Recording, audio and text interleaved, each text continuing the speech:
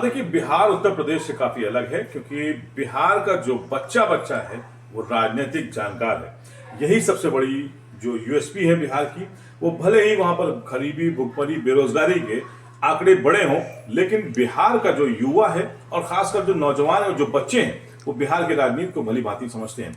इस वजह से जो समीकरण दिख रहे हैं उसमें तेजस्वी यादव ने, अब आपको देखा होगा कि उनकी चाल ढाल, उनके पहनावे में बदलाव आ चुका है। वो हरी टी शर्ट पहनने लगे हैं, यानी वो राहुल गांधी को फॉलो करने लगे हैं। सबसे बड़ी बात यह भी है कि राहुल गांधी ने इस पूरे कैंपेन में जो जमीनी मुद्दे हैं उन्हें उठा के रखा है, जबकि प्रधानमंत्री नरेंद्र मोदी जो कैंपेन कर रहे हैं वो मुद्दे से अपने वही परंपरागत तरीके से वो कैंपेन कर रहे हैं। ये एक बड़ा फर्क बिहार में देखने को मिल रहा है। सबसे बड़ी बात यह भी है कि जो बिहार के लोग हैं, जो वो डिमांड्स हैं उनकी, जो वो चाहते हैं कि बिहार में क्या बदलाव हो, अमूमन तेजस्वी और राहुल गांधी उन मुद्दों पर ही उनको घेर कर रखना चाह रहे हैं। देखना होगा कि जो नीतीश कुमार, खासकर उनकी राजनीति इस पूरे चुनाव के नतीजों के बाद कहा जाएगी।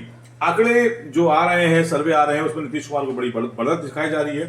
लेकिन नीतीश कुमार के नजरिए से अगर इस चुनाव को देखें तो नीतीश कुमार अगर इस बार सीएम नहीं हो पाते हैं तो उनकी पार्टी को बड़ा दंड पहुंचेगा और यह भी माना जा रहा है कि उनका राजनीतिक जो स्तर है वो भी इतना गिरेगा। प्रशांत किशोर भी एक वहां पे चुनाव लड़ रहे हैं, जो कि ये माना जा रहा है कि बी टीम या सी टीम के रूप में काम कर रहे हैं।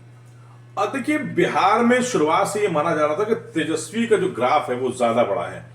उस ग्राफ को कम करने के लिए भी बीजेपी की ये रणनीति हो सकती है कि अपने पुराने सहयोगी, क्योंकि प्रशांत किशोर सिर्फ बिहार से हम नहीं जानते हैं, हम उनको 2014 से जानते हैं, जब उन्होंने मोदी का पहला चुनाव कैंपेन किया था।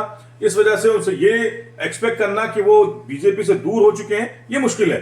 हो सकता है कि नीतीश कुमार को डैमेज करने के लिए भी, दूसरी तरफ बिहार में जो एंटी वोटर है, जो बीजेपी को वोट नहीं दे रहा था, उसके लिए एक तीसरा खेमा तैयार किया गया है प्रशांत किशोर के तौर पर, और वो जो तेजस्वी का वोटर है उसे अपनी तरफ खींच रहे हैं, क्योंकि वो लगातार बीजेपी को टारगेट कर रहे हैं, यानी कि वो भी विपक्ष के तौर पर अपने आप को प्रेजेंट करने में कामयाब हुए हैं। ऐसे में जो तेजस्वी और राहुल गांधी का जो वोट है, अगर वो प्रशांत किशोर की तरफ जाता है तो इसमें बीजेपी बड़ी बढ़त बना सकती है।